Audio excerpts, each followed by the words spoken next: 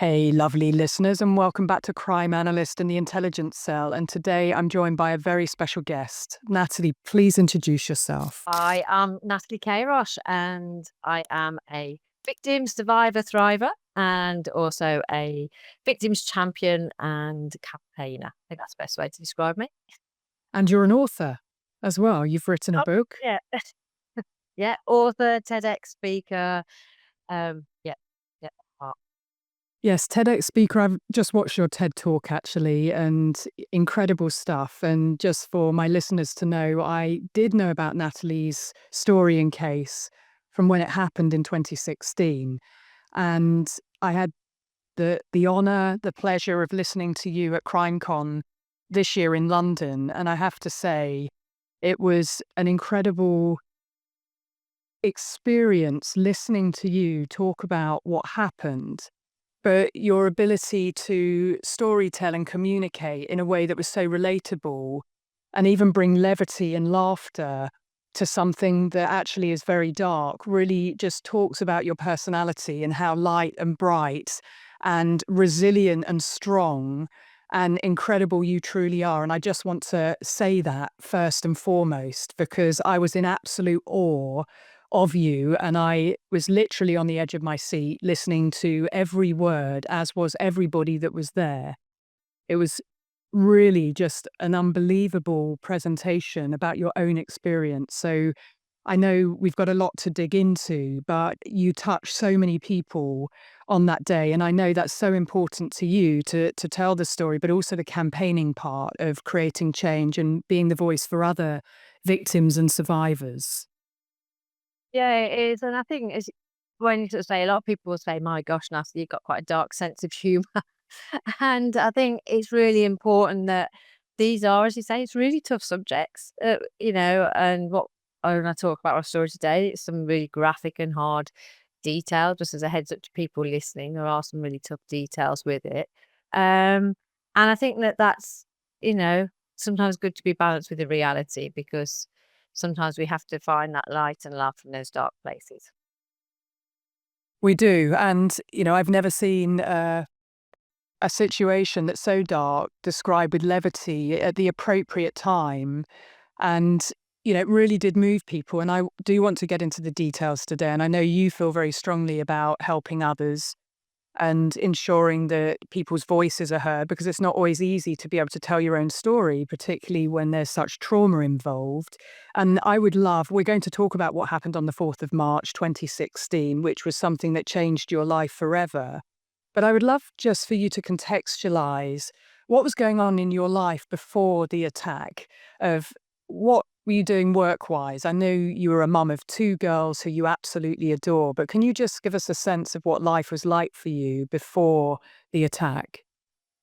Yeah, my life was in such a different place. I almost think of it as a different world now. It was this really safe, happy place. I feel safe now, by the way, but it was this very protected place. I worked in the pharmaceutical industry. I worked for a very large pharmaceutical company and had done for that point 6 years. And before that, I was 10 years with another big pharmaceutical company. So I sort of worked my way through this very corporate, very protected career. I've been very fortunate. I've been um, promoted on many different occasions, and so I'd worked my way up.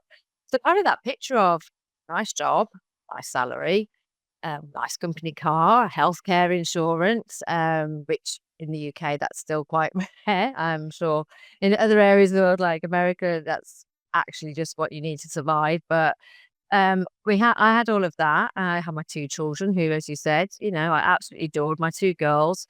I had been married before. I'd been married to their dad, and unfortunately, when they were quite small, they were only 3 and 7 when I split from their dad.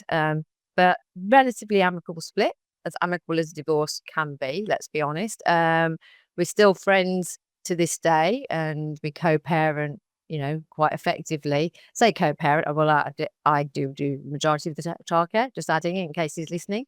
Um, but, and I got a really good, nice house. So I've got a 5-bedroomed house in a nice part of the UK, in a nice suburban town. It's all very safe and, yeah, just outside Birmingham, which a lot of people go Birmingham. It doesn't always relate to nice areas, but there are, I promise you, some really nice areas. So affluent area.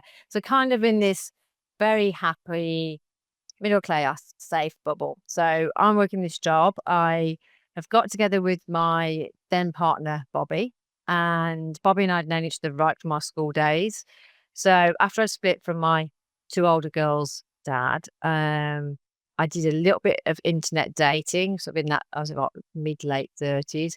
Horrendous, absolutely horrendous. So I think I did about 3 months before I decided this is just soul destroying. And weirdly, it was about a year after becoming a single mom, and having had some terrible experiences online that Bob reached out to me through social media. It was through Facebook. It was the year of the ice bucket challenge. I think we all remember that, when people were chucking um, big containers of ice water on each other for very, very worthy cause, obviously with MND. And yeah, and Bob had posted this video that I commented on, and he messaged me directly through the windows of Facebook and social media and said, "Hey, you're living in Sutton Coldfield, and I'm here still too, and we haven't met up for years, and we had the same mutual friends. Let's catch up for a drink." So when I actually went and met up with him, just for a drink and a catch up, I hadn't really thought of anything romantic. I'll be honest. I thought, yeah, he looks a lot better than when we were kids. Weirdly, we literally hung out as 14, 15-year-olds all the way through the end of our secondary school years. And my girlfriends from school ended up married to his male friend. So our circle had stayed together. Um, and yeah, so he was someone who was really familiar, which after having had internet dating disasters, I mean, crikey, could write another book just on those. I'll be totally honest. And that was only for 3 months. And that I felt safe. I felt that I'd met somebody who I knew really well, because historically we had all these years of knowing each other. He'd always been the nice person. He was the kind of the reliable one in our friend group, and the one who would always make sure everyone got home safe if we were on a night out or a house party. And he'd stayed that kind of character. He'd never been married. So whereas I'd had a lot of life experience by having had a marriage and two children, he'd never been married and never had kids. So when we got together, I was 38. He just turned 40. He was a school year above me. And he was obviously in a sort of headspace of thinking of his family unit and the fact that he hadn't had one. So we get together, and the conversation of children comes round quick. And before I know it, he is saying about how he would really like a child, and he's never had the opportunity to. I was in a bit of a nervous situation insofar as I thought, well, I've got my two girls. I've got a great relationship with Ian, my ex-husband, their dad. Um, that's all settled and sorted. I've got a great career in the pharmaceutical industry. I was on this management training program. And I think for any woman to take time out to have another baby, especially when you're towards the years of, being 40, I was thinking, oh, that's a big ask. And I had to think about it. And yeah, I had a contemplation. I'm the youngest of three. I think that probably played into me thinking, do you know what? It'd be nice for my kids to have two siblings, not just one. Because I must admit, I love my sisters, but one annoys you, at least you've got the other one to talk to, kind of thing.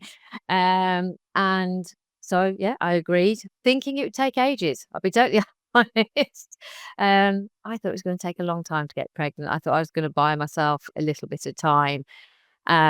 But unfortunately, a month after stopping contraception, I found myself pregnant. And that was a little bit of a shock to the system, because all of a sudden things have jumped forwards very quickly from it just being chatted about. Well, I'll finish my contraception, but I'm late 30s. It'll probably take me a long time to conceive. And it didn't, as these things work out. So I was probably a little bit in a panic state. Sort of thinking, wow, this is suddenly like somebody's pressed the fast forward button, and I've suddenly skipped a whole season if we were watching a series. And yeah, but he was absolutely over the moon. He was so excited. He was so happy. So where the point of the story, when my life changed, I'm heavily pregnant. I'm about to have my third baby. I'm taking this career break. I planned to take a year off. My boss was absolutely fine. They were really supportive. They were like, "It's not gonna affect when you come back. If you still want to stay with the management, program, that's absolutely fine. See how you feel." So they were really good, the company I worked for, and I felt very reassured. So when my world turned upside down, I was just going on maternity leave. So all I was thinking about was my year ahead of having a baby again. And what was going on for Bobby at that point in his life in terms of work? I mean, it sounds like you were very well established in your career, doing incredibly well, successful, and for the company to support you and say, take your time, come back. Everything was going well for you. What was going on for him career-wise, and what did he do? Well, what I thought was going on for him, which actually, as it turns out, as we talk about the story further, wasn't actually what was happening for him.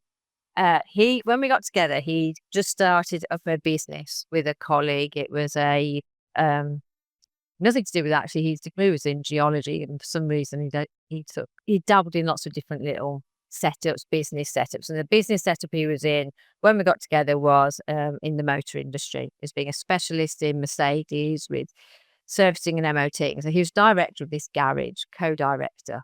And so in the period we were together, we I knew that money was harder for him because, as any company in its first 2 years, it takes a long time to get your profits built.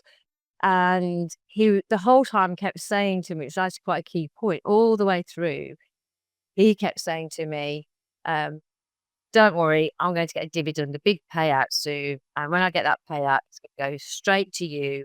Because at this point, I'd moved house. I wanted to move out of my former marital home. I felt it was good to have a fresh start. I'd bought this bigger house, this 5-bed house, massive garden. I'm not a gardener, by the way, so that was quite scary. Like, literally, it's a huge garden. It's like, what the heck do I do with this? Um, and I've got this big house, but I bought the house. And Bob was saying, "Well, I haven't got the financial records to go on the mortgage." So I took on that commitment. And the commitment from him was the house was a big project, needed a lot of work to do it up.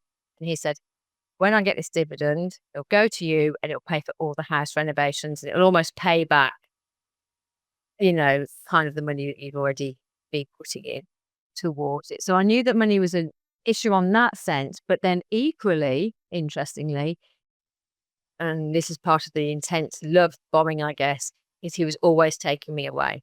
We'd go to London regularly. We'd go to stay in South Kensington. We'd be in a boutique hotel. We went to Barcelona. He would take me away. We'd have these regular breaks, and it wasn't just going and staying in your local travel lodge. Not there's anything against travel lodge. Travel lodge tried to sue me. But it was kind of these premier boutique hotels in places like South Kensington, which, is a very affluent part of London. And I remember thinking, saying to her, "Have you got in the nicest possible way, have you got the money for this?" Because you don't want to like make someone feel bad. As you say, there was a disparity in our earnings at this point. And he's like, "No, no, don't worry. It's all covered. It's all covered." Um, but as it turned out later in life, it wasn't all covered at all. And that financial security that he said he was building, those finances absolutely weren't there at all. So that's an interesting element to me of just what was going on for you, what was going on for him, and how someone presents themselves versus what's really going on behind the scenes. And even the lovely trips away, not even, staying in a budget type hotel, but something very nice and elaborate, and it presents an image that this is the lifestyle. And you sound like you were worried if you didn't want him in credit card debt and all of those things. So you're just, checking, no, no, it's all okay. And he's going to get this dividend or get this big payout. So let's fast forward to, because we're going to go back to, we go back in time, each time just to check of what was actually happening, what you found out afterwards. Because I think this happens to a lot of women that, when we date, that someone presents, even at our childhood sweethearts, they may present in a certain way versus the reality of what's actually going on. And I will just say that when I heard you present, it was very interesting to hear you say that there weren't any warning signs, that, what happened on March the 4th was something, I mean, it's unimaginable, it's unfathomable what happened to you because you were heavily pregnant as well. But also, my mind is always thinking what was really going on behind the scenes. And you've already given an indication just about the financial piece, which is a very interesting point. So you're heavily pregnant, you're due to go on maternity leave. That's another very interesting thing because that's a big transition and change, isn't it? And it means you're going to be at home and you're nesting effectively, which you've already done twice before. You know what's before you in some senses, which is pretty scary, for any mum, but particularly when you've done it before, it's not always that easy. But you've got maternity leave, which means that you'll be staying at home and, you're sort of getting things wrapped up at work. And on March the 4th, let's go through the timeline for you of what happened, March the 4th, 2016.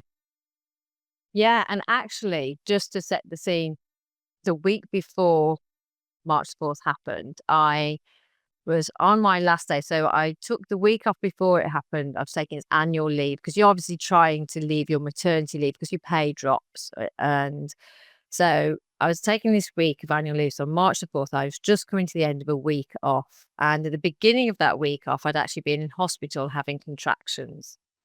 And I was taken in and they thought that I was going into early labour, literally on labour ward.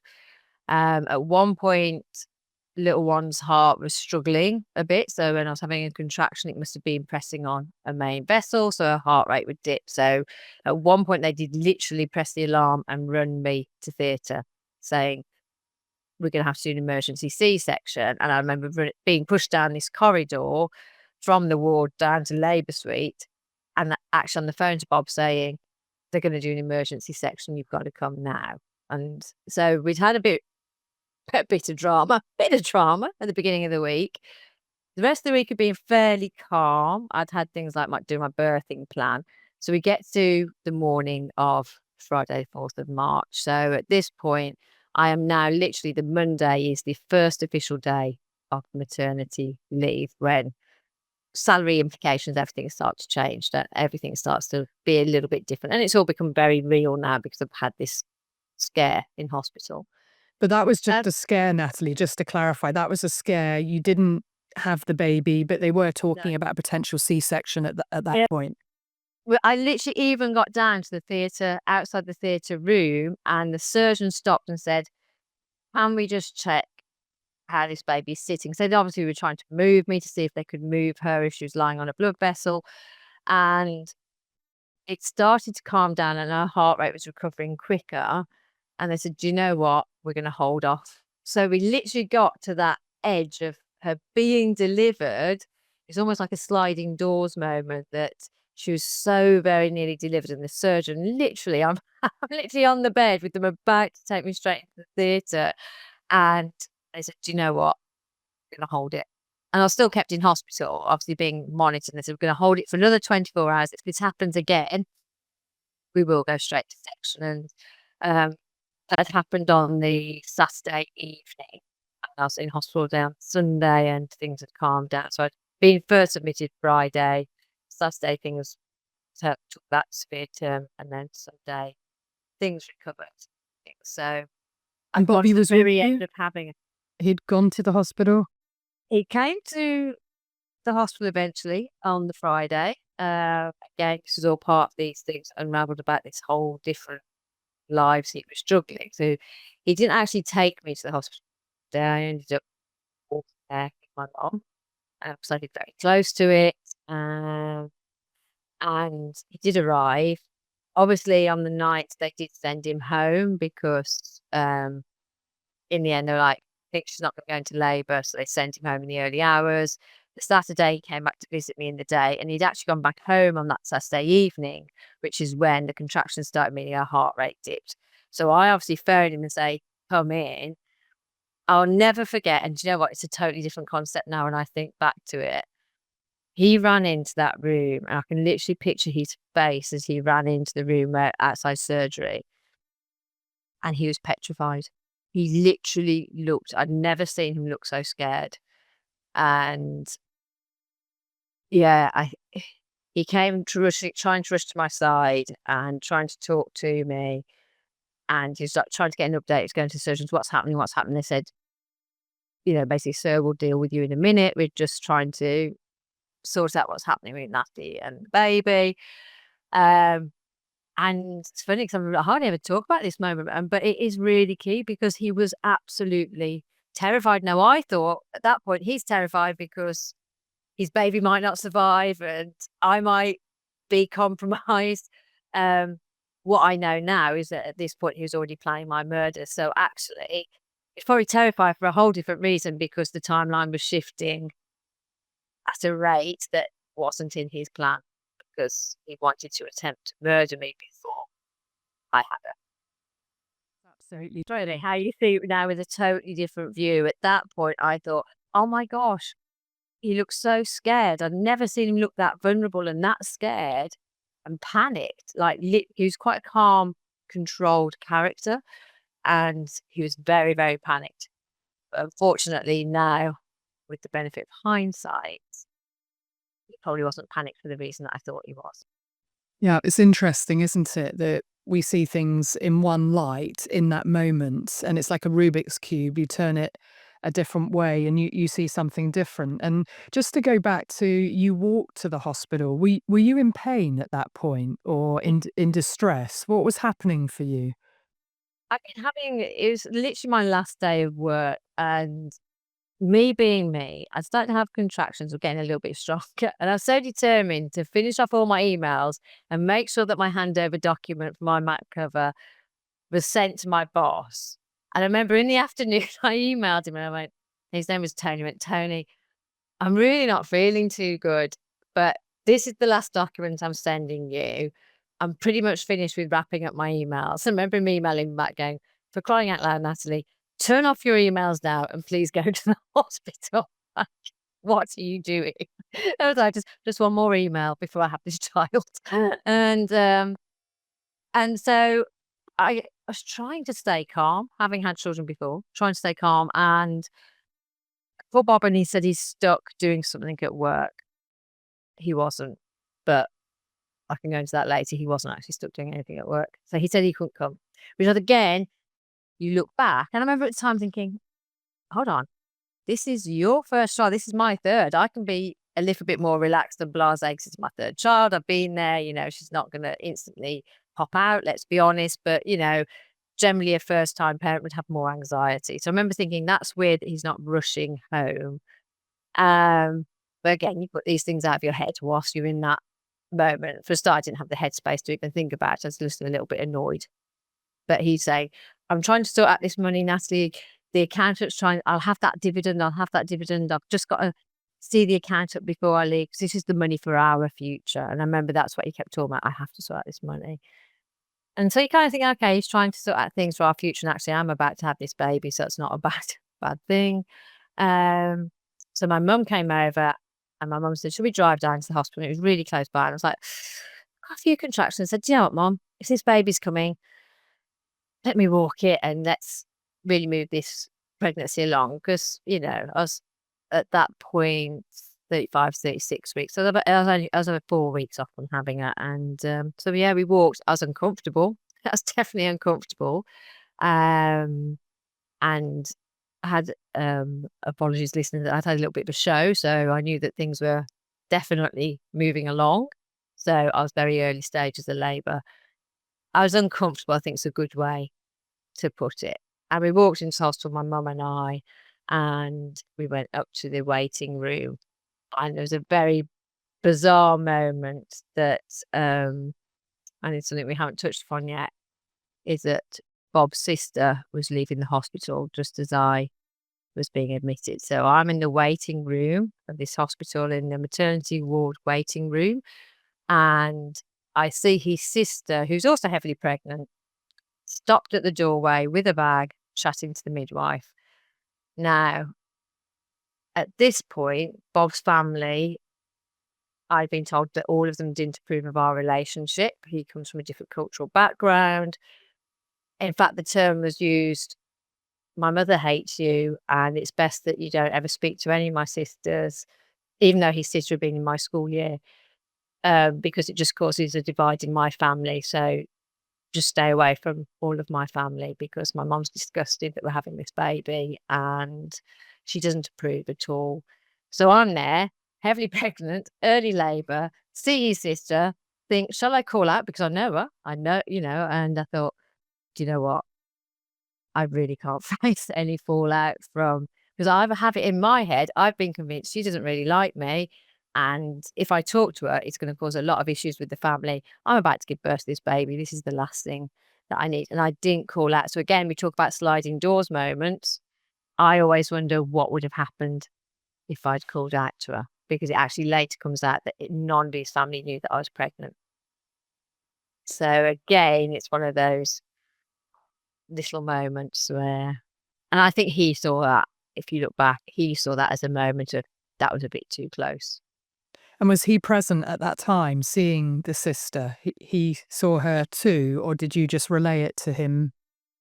Well, really great question. The reason I chuckle is because I was told that Bob was stuck at work. And after everything had happened, I did speak to that one sister, and this helped me put the whole jigsaw pieces, puzzle pieces in place, because I obviously then learnt what his family knew, what was their truth, what was their reality of what Bob was telling them. And she said to me, somebody's told me that you were you were in Good Hope, which is the hospital, at the same time as me. And I said, yeah, I sat in the waiting room. You were at the doorway talking to the midwife, you being discharged. I knew she was having complications with her pregnancy. But she lived in a different area of Birmingham. And I said to her, I said, out of interest, how did you get home that day?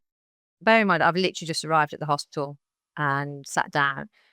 And she said, oh, Bob picked me up. He was waiting for me outside in the car.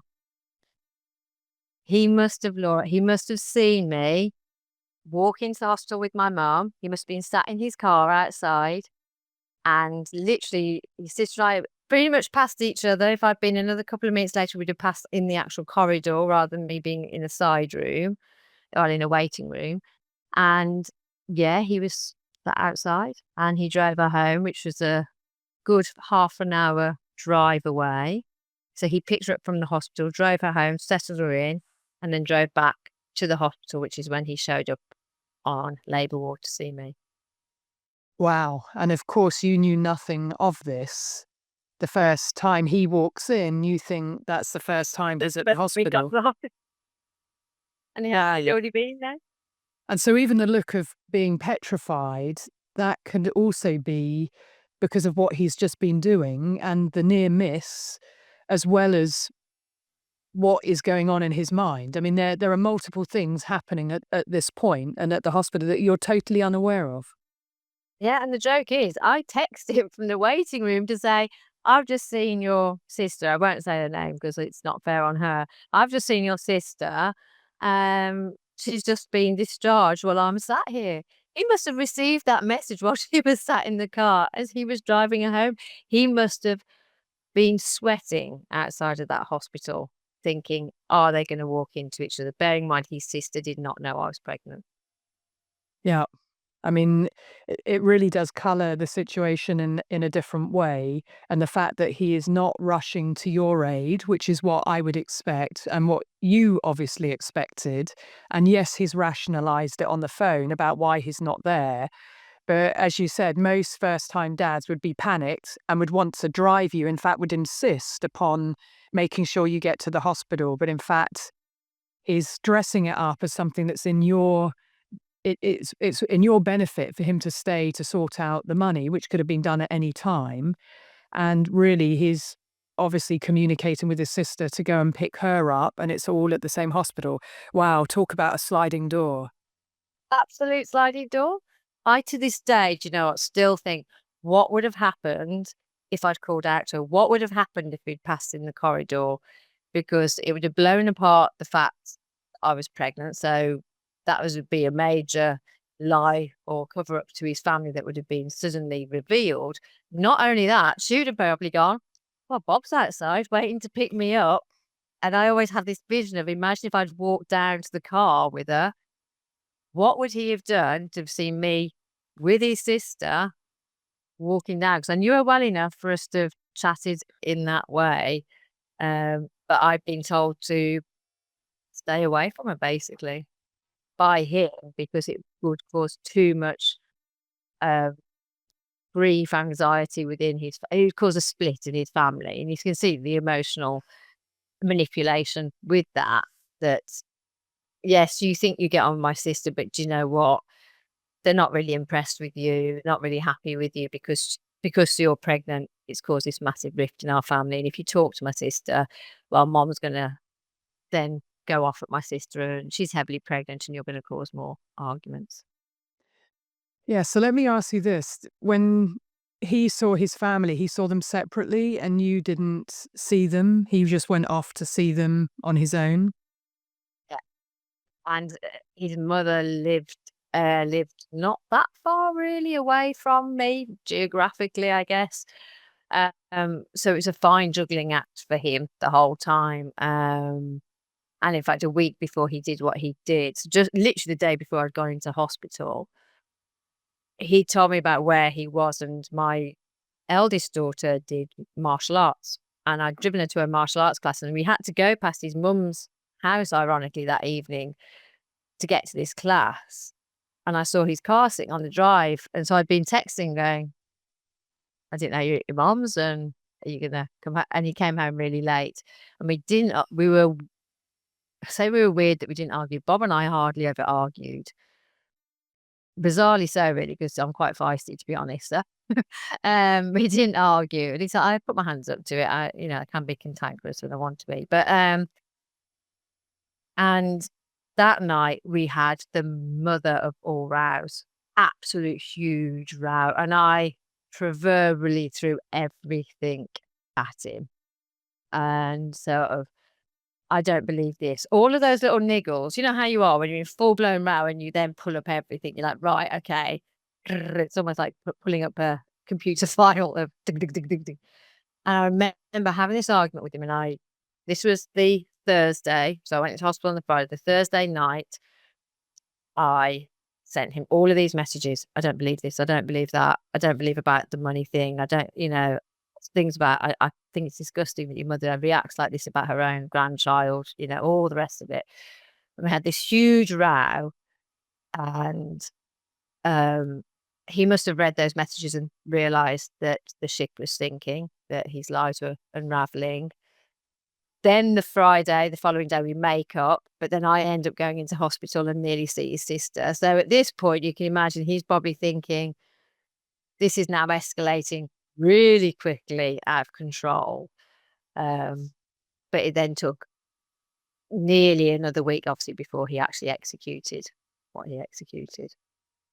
Yeah, so that row is actually quite important, isn't it? That you're calling him out. And just to say, the niggles that you had, they're all founded. I mean, this is a really tough situation for you, heavily pregnant, because the train's left the station, right? You're heavily committed. Now you're pregnant, and he wanted the baby, and yet he's keeping his life very separate, which feels offensive, insulting, upsetting to you, bringing a new life into this world.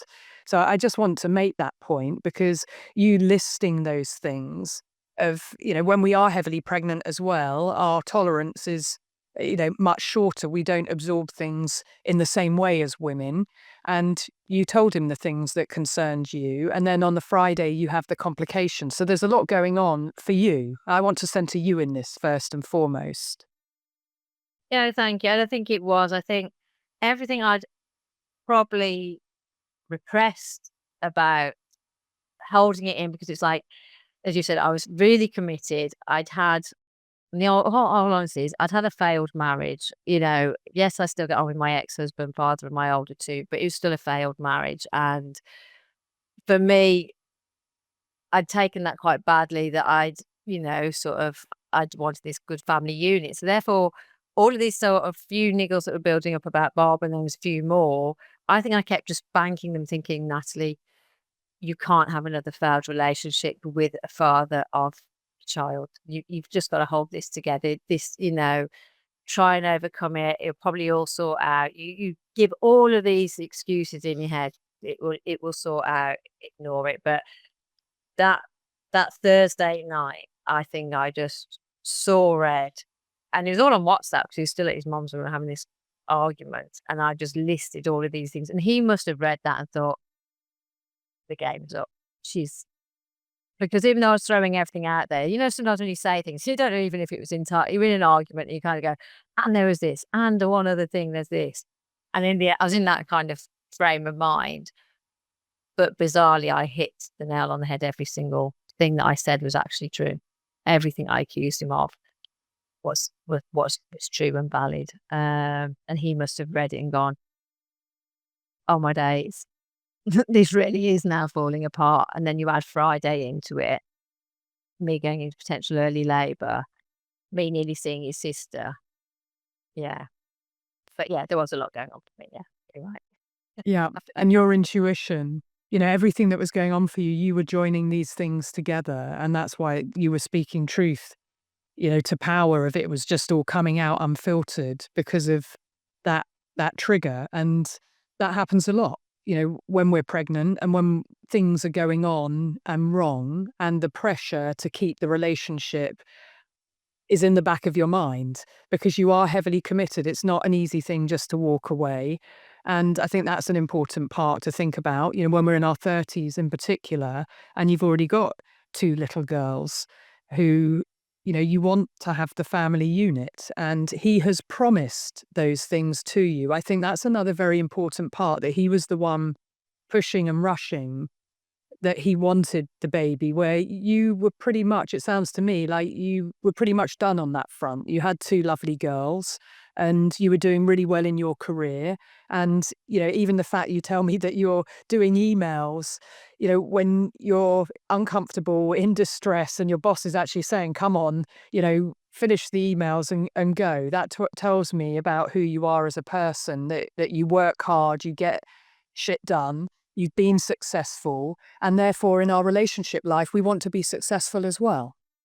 Yeah. And I remember when one phrase that almost haunts me, I remember saying to Bob when he was talking about wanting a child, I remember saying to him, "I've been a single mom or a solo mom of two children." I said, "And it's really hard." I said, "I never want to be a solo mom of three because it's just so, so difficult." And I remember him looking me in the eye. It's so clear as day. Him looking me in the eye, saying, "That will never happen. That will never happen. I love you so much. This is exactly what I want. That will never happen." And when we get on to that, I faced him in prison. I was always determined to face him, and I actually brought that up with him. I said to you, and you promised that would never happen. So I said to you that being a single mom of two is really tough, and I never wanted to be a single mom of three.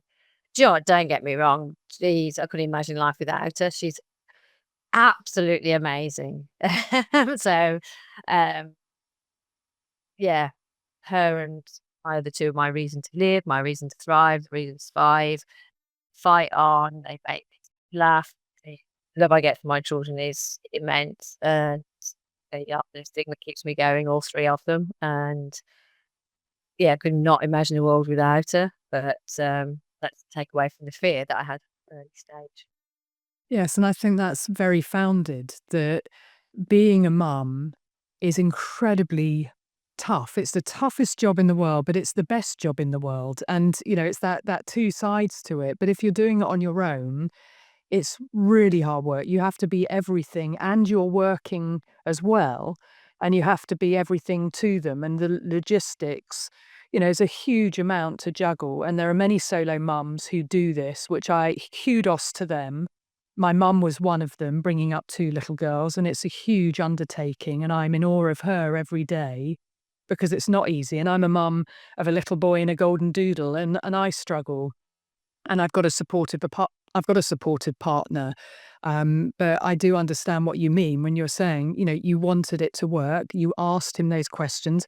He made you feel safe, that this was the right thing for where you were in your life together, of rediscovering, refinding each other, having a second chance for you. And for him, it's his first big chance, right? To be a family man. So that context is very important. And I'm going to come back to what he said when you asked him that question. I'm going to put a pin in that because that's a very important point to explore, along with the fact that your mental fortitude and courage to go and see him and ask him those questions. And I think that's incredible that you pushed and pushed to confront him, not in an aggressive way, but to ask him the question of why. And there are many victims who feel the same way, actually, when they've experienced something that they want to know why. And that betrayal trauma is so significant, and often it's overlooked when we think about you've invested in a relationship, you thought it was one thing, turns out to be something very different. And in a sense, you have to figure out where you went wrong, of what didn't you see, and ask them to provide the answers for why they did what they did. And I think that's an incredible thing that you did. I've heard it from many victims, actually, and most of them have been blocked in that process trying to have that meeting. So we'll come back to that. So let's talk about the 4th of March, 2016, because the context is very important that you've set, and I know that there's more. You get up that day, you've had the scare, all those things are in the rearview mirror of sorts, but you're on maternity leave. What happens when you wake up that morning? Can you just talk us through that particular day? Yeah, so that particular day, woke up next to Bob, obviously 8 months pregnant, so baby bump's getting quite big, getting uncomfortable, and he rolled over towards me, and, it's about, like, 6:30 in the morning kind of thing, like our usual get-up time for work and school runs and stuff like that, and he pulled me towards him, and he was kissing me and getting quite intense that I knew where that was sort of leading, and I actually pushed him off and sort of joking like, "Oh, get off me, not a chance, like, seriously, like, no, not this morning." And he said to me, again, another of these moments that sticks in my head, I remember him saying, "Oh, well, tonight," with that sort of twinkle like in his eyes, like, "Oh, tonight we're gonna get an early night. You and me are gonna get an early night and we're gonna, yeah, you know what," kind of thing. And I was just like, "Yeah, yeah, okay, right, get to work and get up." And I just sort of jokingly pushed him off me. So even up to that morning, he was still trying to basically have sex with me, even that morning, knowing that that was the day that he was gonna try and murder me. So that in itself, this is a man who's showing this physical affection, attraction. He gets ready for work. He kisses me goodbye. He did ask before he left. This is all part of, do you know what? I think there's parts of my story that still are unknown, even by me, or verified. He asked me for photo ID. And I was like, like, "Can I have some photo ID?" And I was like, "Okay." I'll go and grab my passport. And I opened up the drawer where I kept passports, and my girls' passports were there. Mine was not there. And I was like, and he's like, "Oh, don't worry about that. You got your driving license." So, yeah, yeah. So I've got my driving license. He said, "Oh, it's just that," he said, "I'm having a bit of issue with the bank with this money that, in order to transfer, 'cause it's a big amount of money, I just need to prove who you are. So if you've got a couple of utility bills with your name in." I was like, "Geez," probably like Friday morning. So I was like, "Yeah, got fine," like, gas bill or whatever, electricity bill. Um, Give him the bills, utility bills, give him my driving license. And he goes, "Oh, it's just for me to have this ID to show to the bank that it's all legit, this bank transfer, because I'm going to transfer the money today." So he goes off with my ID and 2 bills, and I don't really think at that point about where the heck my passport's gone, because he was just trying to get ready for school run. And he kisses me goodbye, and he kisses my 2 girls goodbye, and he's, like, shouting, "I love you" to all of them. The girls are like, "Bye, love you." And that moment sticks in my throat so much. Not him kissing me goodbye, I don't care about that. Is the fact he kissed my 2 girls goodbye. And they were, at this point, they are now 10 and 6 years of age, 10 and a half and 6 and a half. And I'm like, you kissed those girls goodbye, knowing that you're going to murder their mum that afternoon. I was like, it's always the bit that gets me far more than the fact that he did it to me, weirdly. It's like, if we ever got to the point of, would you ever forgive him? And it's like, no. And I'll be really honest about that. I know people talk about forgiveness. It's like, hell no. And the reason being, it's not about the act he did to me, weirdly. It's what he did to my children. And I can never forgive him for what he did to my girls and the fact that he tried to kill my baby. And so, yeah, he goes out the door and kisses them goodbye. I dash to school. I get my girls. It's my eldest assembly that day. So I run to the school with my two girls, get them in the car, and I'm in the school hall. So it's a typical primary school where you've got all the kids sitting out in rows, parents are sitting on little on plastic chairs at the back. I'm heavily pregnant in my gym kit, bizarrely, because I was about to go to the gym like you do when you're 8 months pregnant and already being in hospital with contractions. But I'm sat there with my ex-husband, with Ian. And we're sat there just laughing and joking, and I'm taking photos, I'm taking film. I still have those photos and film, and I think it's quite stark reminder when I have a look at them and think, if I hadn't have survived, those would have been the last pictures. And that would have been the last time that my children would have seen me. And at the end of the assembly, I'm the embarrassing mom and I'm kissing my daughter, and because she was a lead role and she's quite shy. So I'm like going, oh, I'm so proud of you. And I'm hugging and kissing her. And so that's my 10.5-year-old. And my 6.5-year-old is like looking at me like, Mom, don't you dare come near me. Like, I'm with my mates. Seriously, Mom, like back off. And my little girl's just waving me goodbye as I ran out the hall, shouting goodbye, thinking I'm just going to pick them up at the end of the day. And it's such a horrendous moment. And my girls talk about that, the fact that they went off into class. They're seeing me being my sort of loud self, laughing, joking, chatting to the moms with this big baby bump and stuff like that. And with their dad, laughing and joking with him, walking out to the car. And for them, they went into class and they said, you know, all that time when they're at school, it's an ordinary day, yet that could have been their final day of seeing mom. You know, that could have been the final moment. Thankfully, it wasn't. But yeah, it's the ripple effect of all of these things. You know, what the trauma, it's not left just for me, but for my two older children who physically weren't there, thank God, when it happened. But the ripple effect was huge on them. Huge. Very significant. And that ripple on them that they now carry with them for the rest of their lives. And that sliding door, you know, unbeknownst to you, there's all this other stuff going on in the background and you're just carrying on doing your daily routine. But the fact you were going to the gym, that's another very important part about who you are, right? You're resilient, strong, determined. I'm not saying crazy. I'm saying that, you know, the being physically fit and looking after yourself, that's important for you. And I think that played a very important part in your survival, which we'll come on to. Yeah, and it has actually been cited by one of the medics that the only reason I wasn't in cardiac arrest was because my system luckily was physically fit and could cope better with the shock kind of thing. So it did play a part in it. So yeah, so I go to the gym. Bob's texting me.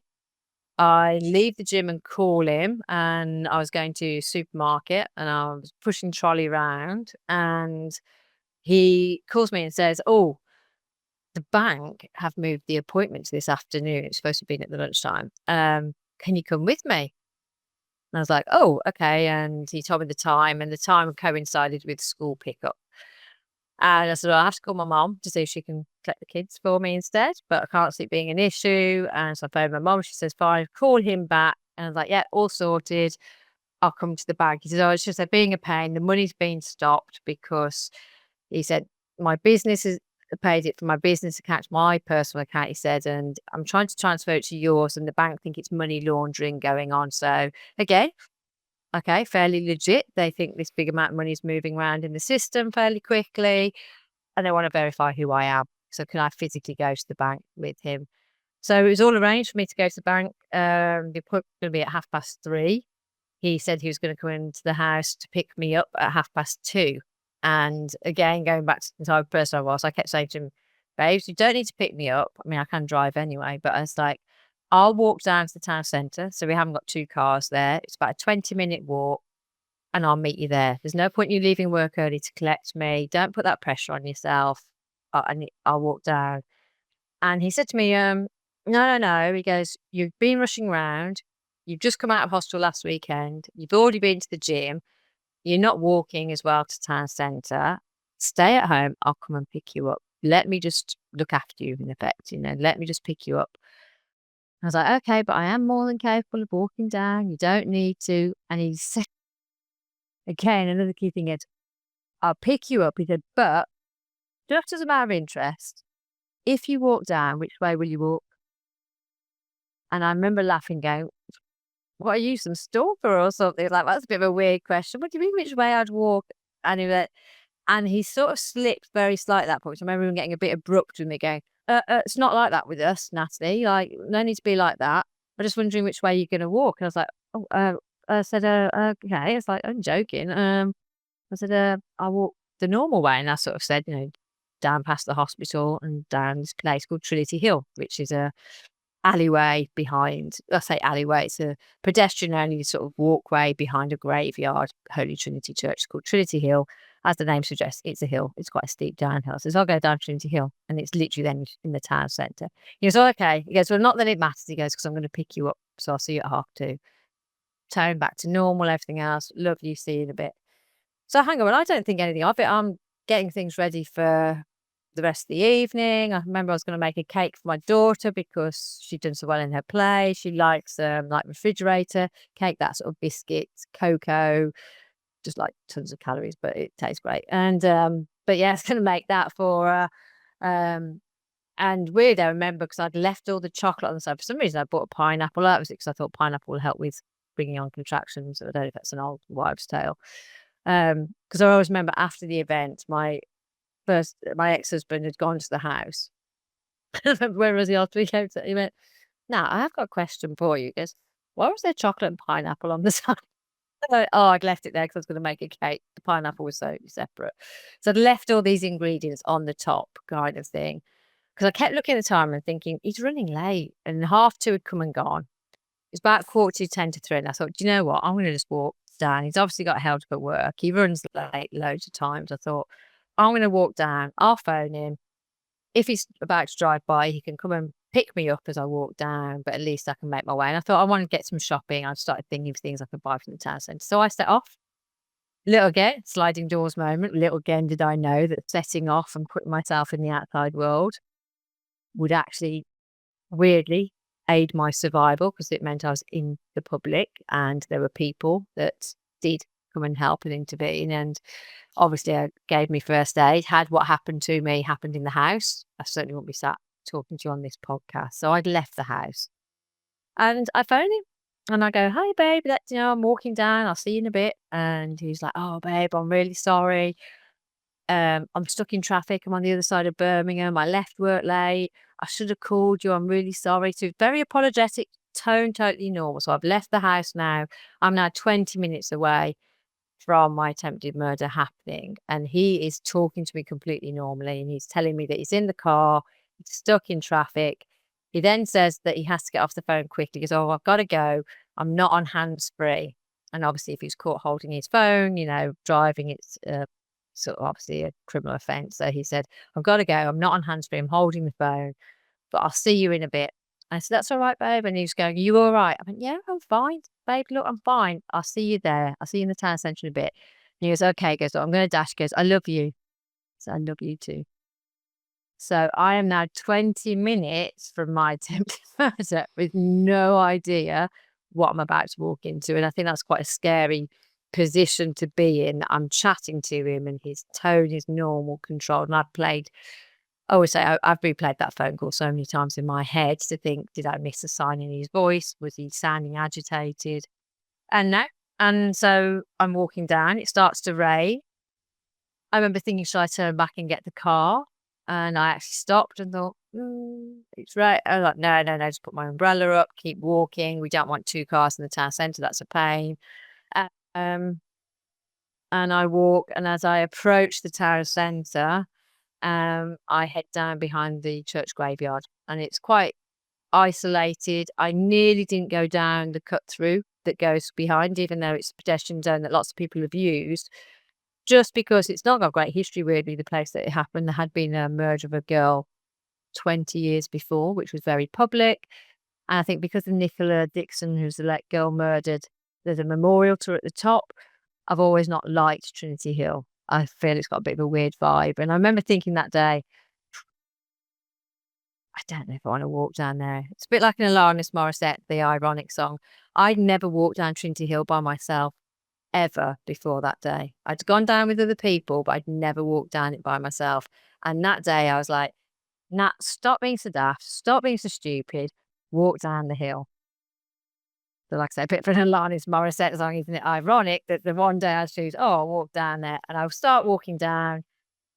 All I know at this point is there's a man following me, and he's quite heavily covered. He's got his big hooded top on with the hood right over his head, and his head's down. He's quite a big built bloke from what I saw, because I just looked over my shoulder because I could hear this guy running behind me. And honestly, it's really unnerving. You're 8 months pregnant, you're a woman, feeling quite vulnerable in what essentially is an alleyway behind a church graveyard. You're kind of thinking, I'm not feeling good in this situation.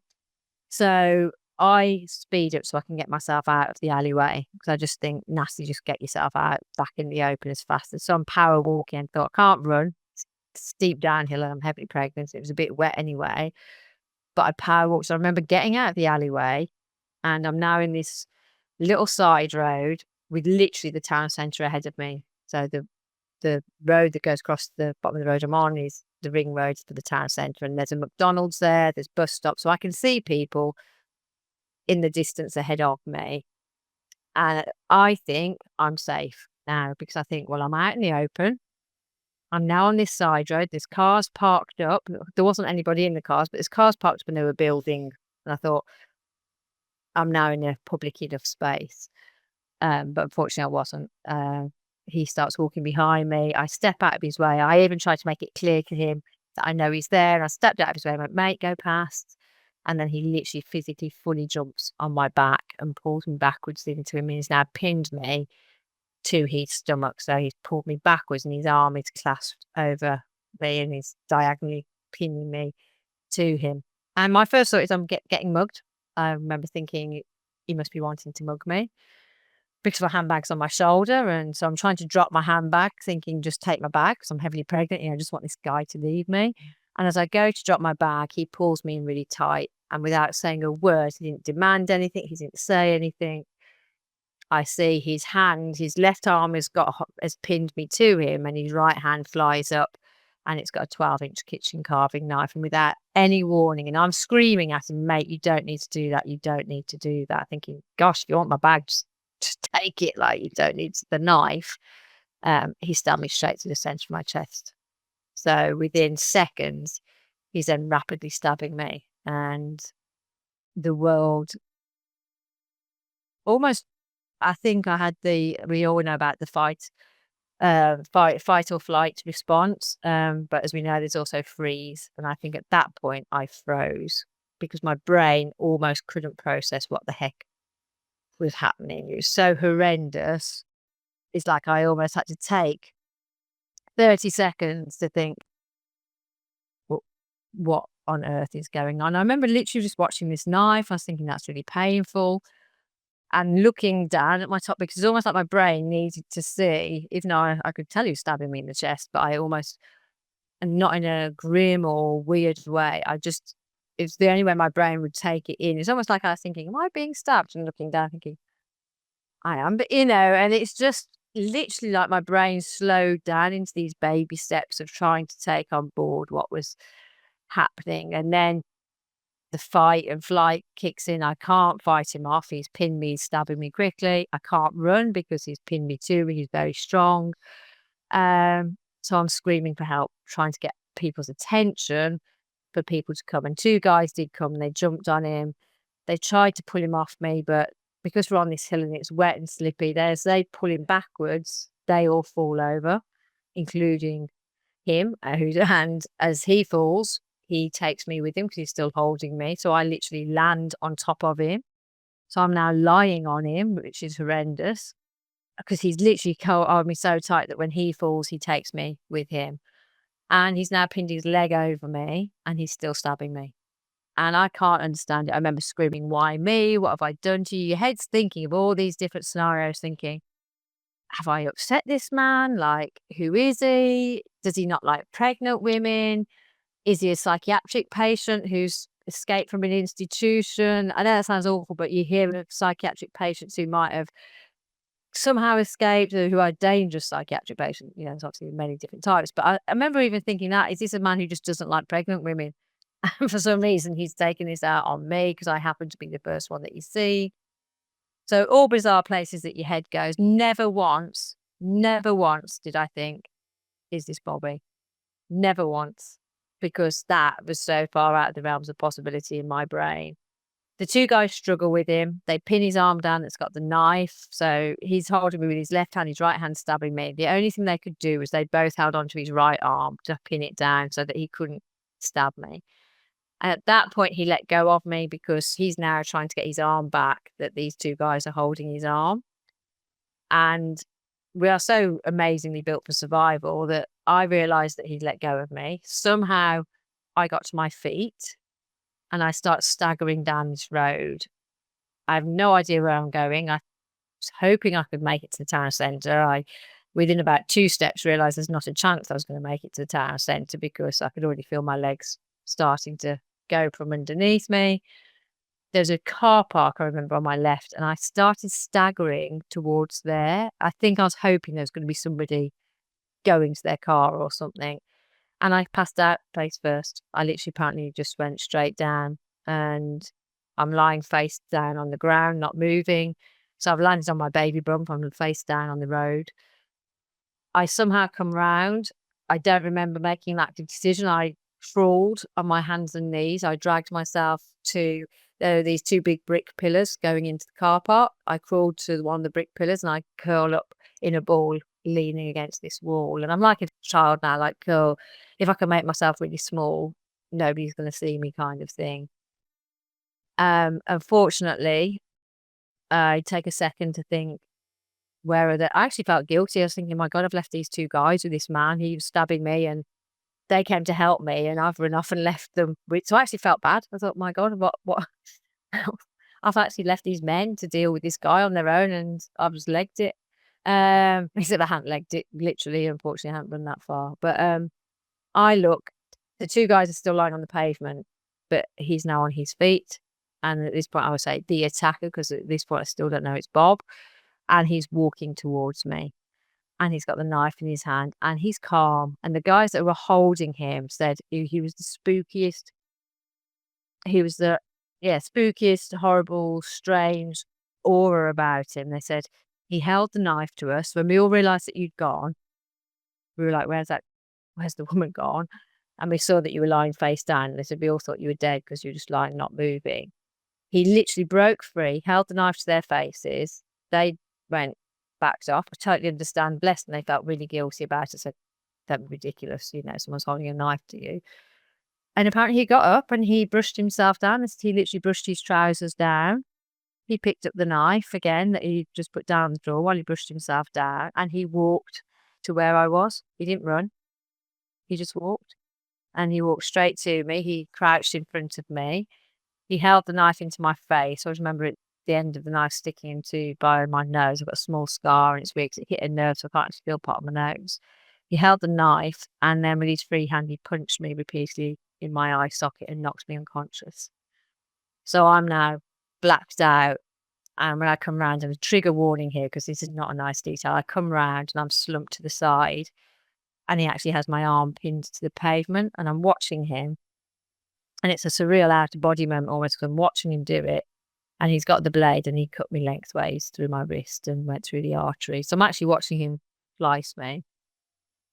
He puts the knife, he then stabs me 3 times in the stomach. And I remember screaming, and this is where my brain was obviously now starting to compute it was him. Eyewitnesses say, and I still to this day know that I probably screamed both, said I was screaming, not our baby. I was also screaming, not the baby. So I think I was going, not our baby, not our baby, not the baby, not the.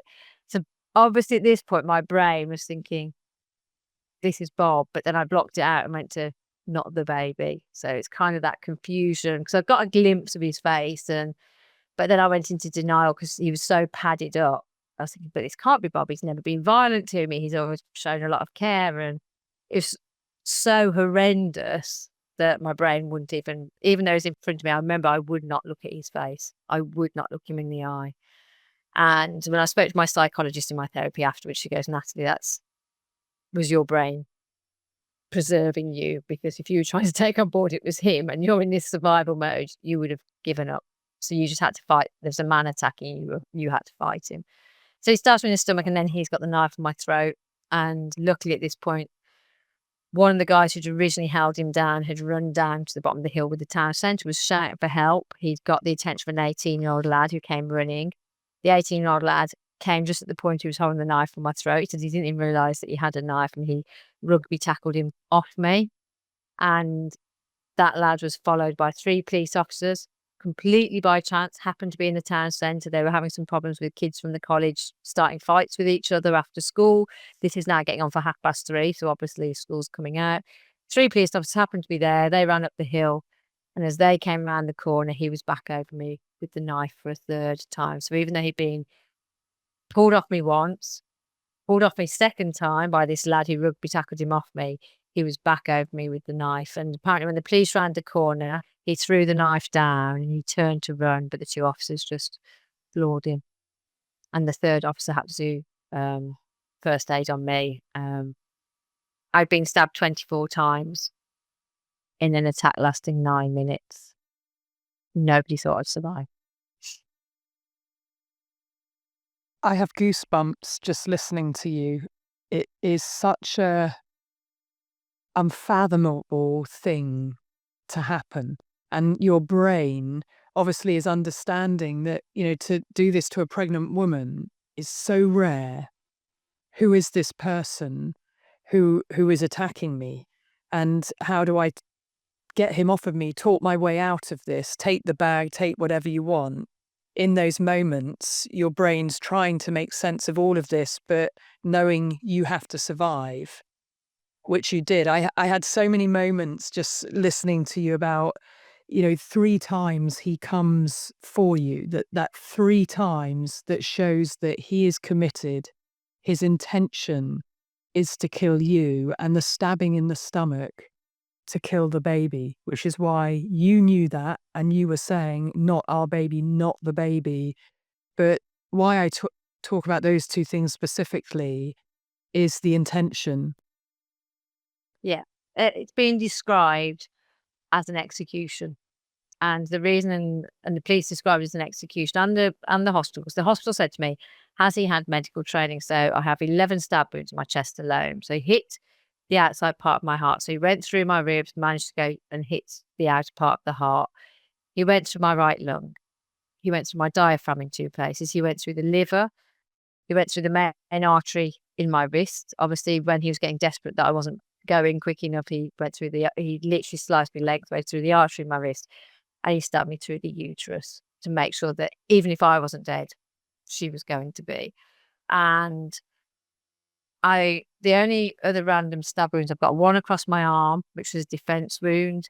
I had one that went through the side of my wrist, again, because I put my hand up. But I'm not frenzied attack, stabbed all over my body when we hear some of these things where it's frenzied. This shows how controlled he was during this. Whether he'd researched, because they said the accuracy of where he's hit is phenomenal, especially in the moment of what he was doing. Exactly that. And when I heard you describe at CrimeCon what happened, when you told the story, it was through your eyes as it unfolded. And I think that is a very powerful way to remind people that in these moments, particularly in your situation, you didn't know who it was. This was footsteps behind you. I believe your intuition was telling you danger, danger. Everything cellularly was telling you danger, danger. But you rationalize it because it's 3 p.m. on a Friday afternoon. This is in broad daylight. You can see the town centre. Come on, I'm going to the bank. I want to be quick. I'm going to be going home to make the cake, for your daughter. And they're the things that mentally we talk ourselves down when our intuition is telling us that something's going on. That's why I always say listen to that gut instinct, because sometimes it's not rational where that gut instinct comes from, but it's never wrong. It's never wrong, and your body was telling you things. But when I heard you describe that he went after you 3 times, I knew, A, it was targeted, and B, the only person that it's going to be so committed and targeted is someone that's known and someone who is hell-bent on the mission, and the mission was to kill, to terminate you. And I really hate saying this, Natalie, and I know that you know this. No, it's absolutely true. Yeah, he was. It was literally to terminate me, and he was foregoing the fact that even though it was unraveling quite clearly, because I think when he stabbed me through the chest, I think he thought I was going to go down. He was going to be out of there. So, just to set the scene of how he was dressed, he had 4 tops on. The outer layer was a hoodie, which he'd actually bought that day, which I've only found out recently, weirdly, from the police officer who arrested him. The police officer was actually retiring from the police force, so I went and gave him his retirement medal, because apparently he said the one job that stuck with him the greatest out of all his police career was me. So as a surprise, I went and gave him the medal, and we were chatting, and he goes, "Do you know what?" And it's the first time we've ever talked about it, him and I, because you don't get that chance to speak to the officers sometimes who actually arrested, who was the response, at that time. And he said, "Do you know what?" He goes, "I'll never forget that hoodie." And I went, "I know, neither do I." And I remember it was a big black hoodie with a particular logo on the front, gym logo. And he said it was ridiculously large. He goes, "Do you know?" He goes, "He just bought it." I went, "What?" I said, "No, I never knew that." He said, "Yeah, the tags were still in it and the receipt." So he'd even gone to the stage of planning that he knew he needed this oversized top she hadn't got, that's completely clean, let's be honest, DNA-wise, because that was what was gonna be grabbing me. There'd be nothing on it. And he'd gone to Sports Direct, where the sports tools are available and they're not associated. But he had gone there and bought it literally on that day. And he had 2 pairs of trousers on, he had 2 pairs of gloves, he had latex gloves with gardening gloves over the top, and he had a black bin bag in his pocket. And under the hoodie, the reason it had to be so large was because he had his rucksack on the front, and in the rucksack, his top, which made him look like some terrible Santa Claus, because he's got this huge belly sticking out. But it's the best way to describe it visually. People go, "Oh yeah, okay." There's a massive belly. In the rucksack was spare clothes and spare shoes. So he was fully prepared. So I think he thought he was going to grab me, stab me through the chest. I was going to go down. He was going to run, strip off the clothes into the bin bag, spare clothes in the rucksack, put it on, including spare shoes, go back to wearing normal clothes. All done. What he didn't bank on was, one, I was going to fight on a lot harder than he ever expected, and secondly, that people were going to intervene, because it was quite an isolated place. It's not, but there did happen to be 2 men who happened to be on the hill at that time.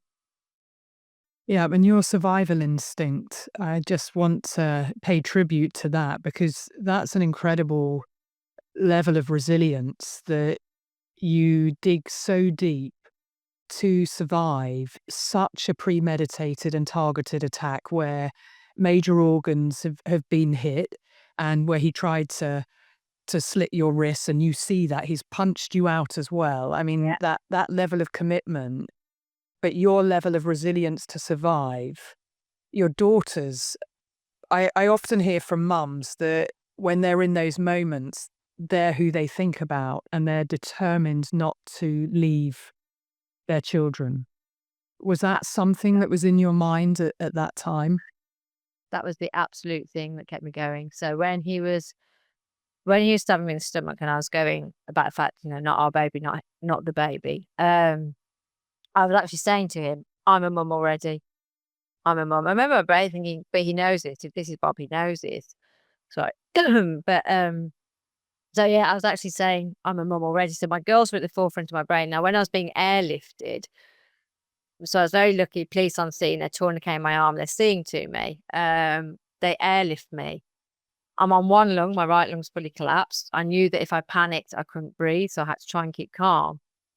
And they're taking off, and all I kept thinking in my head, and I'll change their names for the purpose of their anonymity, so I use the names I use in my book, which is Emily and Isabel, which I'll change from the names they are actually. I remember kept thinking, I've got Emily and Isabel, I've got Emily and Isabel, I can't die, I can't die, Emily and Isabel, I can't. And literally, it was like on repeat in my head. And I was thinking about the fact that I'd left them in school that morning. I was their primary, and still am their primary caregiver, their primary provider, their primary parent. Yes, they do see their dad, but with me, they spend, you know, 90% of their time is with me rather than their dad. So um I remember thinking, I cannot, I remember I can't die. I can't die. And that's all I kept thinking. And the doctor in the air ambulance, who was a military doctor, had gone to a lot of traumatic events, and he said, I don't know, Natalie, how you were alive. He said, you were really calm in the air ambulance. And it's because I just zoned into this zone of, I can't die. They thought I was going to go into cardiac arrest in the helicopter in the air ambulance. They said, we really thought you were going to go into cardiac arrest. Your blood pressure was so low. You were literally on that point where you should have been in cardiac arrest. And I was just, it's like I was just hung on. I remember by the time we got to the hospital, we landed, they ran me straight to theatre. They instantly said, Natalie, we're going to put you to sleep. It was a military doctor that received me because it's a military trauma hospital in Birmingham. And I remember being so exhausted, like the fight, the mental pressure. I remember thinking, at that point, I almost was like, he was going, I'm going to put you to sleep, Natalie. You won't wake up till at least tomorrow, because they put me in an induced coma. And I remember just nodding, because I remember thinking, I can't, I can't hang on anymore now. I thought, you've got to just take over. And it was literally like that, almost just looking at this doctor, like just nodding, like, you take over now. I can't do it anymore. Everything about you, you knew you were in that safe space, and then you could let go. And Yeah. I mean, what an incredible, not just your survival, but having two men who, the passerbys who intervene, and the 18-year-old lad Mhm. who tackles him. I mean, big shout out to them. I know you feel very strongly about that.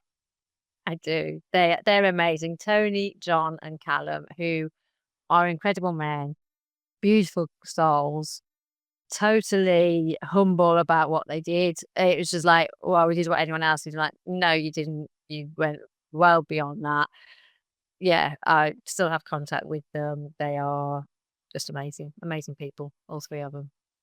Truly, and to have a military doctor who's dealt with a lot of trauma and being able to uh, talk with you. They said you were very calm, yes, and no doubt expected you to die. I mean, this is an Yep. extraordinary situation, and that's why that physically fit piece of you going to the gym and looking after yourself and your daughters, the will to live, just shows how strong you truly are. That level of resilience, I mean, that really is extraordinary, because he did do everything possible, to the premeditation that went into it, for example, the thinking these things through.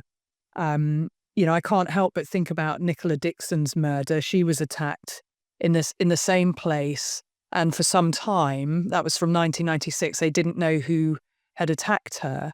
I don't know whether that was in his head, whether things have been thought through to that degree, but I do wonder, because I that do level of wonder whether he premeditation. selected, yeah, whether he selected there. I think originally the police still think he was gonna pick me up, and he was actually genuinely running late, and he was probably gonna take me somewhere isolated to kill me, dump me, and I'd be another of the stories, horrendous stories of, body found by dog walk. Because Sutton Park is nearby, it's a massive load of woodland, there's a cafe there that we would go to. So the police still hypothesise that, but his backup plan, with going to Trinity Hill, it's isolated, there's no CCTV, and a man pretty much got away almost, as you say, with murder at that point, because Nicholas, it took, I think, 7 years before they caught Nicholas, and he was caught by chance. It was a chance DNA match that the murderer was found because he was stopped for a driving offence, I think, and for some reason they swabbed him for his DNA, and they've got obviously still on the computer systems, and that's how they found Nicola Dixon murderer, as you say, completely by chance. Mm. But if you believe in guardian angels, I always think Nicola was looking down, and yeah, because even the air ambulance doctor said, he goes, Natalie, he goes, I don't even believe in this stuff. He said, I really don't. He said, but he said, somebody was on your side. He said, the angels or somebody was looking down. He said, because I can't literally medically explain, and nobody in the hospital can, how you're alive, because you should not be here. And everything that happened by chance, the fact that the police happened to be on scene and they could give first aid. They landed the air ambulance in the town centre. It was an amazing landing. The pilot, really highly skilled, between high buildings, near a traffic light junction, on a hill. It was the most precise landing. If he'd had to land in the nearby open green space, which was Sutton Park, that would probably be land there, 5 minutes or so drive into me, seat me, 5 minutes drive back out. They reckon I had less than 5 minutes left to live when we landed. They said literally you wouldn't have even had another 5 minutes. So had the helicopter landed elsewhere, I'd have bled out. Everything, tiny detail that meant I survived. The frustrating part of that, obviously very pleased to be alive, clearly, not taking that away, is actually when we talk about sentencing, because he then gets sentenced in a very different way, in a much more lenient way, purely because the medical skills of everybody, the police on hand who gave first aid, my wills and power and drive to live, he then almost gets rewarded for that, even though he's still a cold, calculated killer. He's not labelled a killer because I'm alive. Well, that's was my thought when I heard you first tell your story, my experience of listening to you, because it's one of the things that I feel very strongly about, that a woman's survival and resistance should not mean that somebody gets a lesser charge or a lesser sentence. And I find it very egregious when there's an attempt murder charge or even child destruction charge, when the intention is so clear that he meant to kill. And those things should never be conflated, but they are consistently, and it works in the favor of the perpetrator. And as you know, it has a very serious impact on whether there's a trial or not, and equally what the sentence then is, and then what happens regarding release, because it always comes back to roost if there's a shorter sentence. And perhaps we'll talk about that part in a minute, because I just want to focus for a moment. You go into hospital, they get you there, you have 5 minutes to live, they put you into a coma. What happens next for you in terms of, when you regain consciousness and are able to see your family and just trying to put these pieces together? What happens for you? I'm jumping in here to wrap this part of the interview with Natalie. She's amazing, isn't she? So eloquent. And look, this is a tough watch. I totally get it. What Baba Raja did is just unfathomable. It's beyond comprehension. And you're going to hear much more in the next part of my interview with Natalie about the hospital and her recovery and about his arrest and what happened at court, because it didn't end after the attack. And I just want to say a big thank you to you for being here. Thank you for going the distance. Thank you for caring. And you can help by amplifying Natalie's voice. Don't forget to subscribe, leave a comment, and like the video to help elevate and amplify Natalie's voice in this case. And thank you all for supporting the work that I'm doing here and getting it. And also thank you for the super thanks. I'm never going to fight you if you want to super thank and help me make more content and more videos. These are such important cases, and there is a campaign ask at the end of Natalie's case. We are working together because we believe that it's so important that domestic abusers, their coercive control, the psychological dynamics, and the power imbalance and their levels of manipulation, and the same for stalkers. We believe it's so important it's understood at every part of a case and in every part of the system. and you'll learn far more in the next part of this interview. Okay, until next time, be curious, ask questions, and always trust your instincts.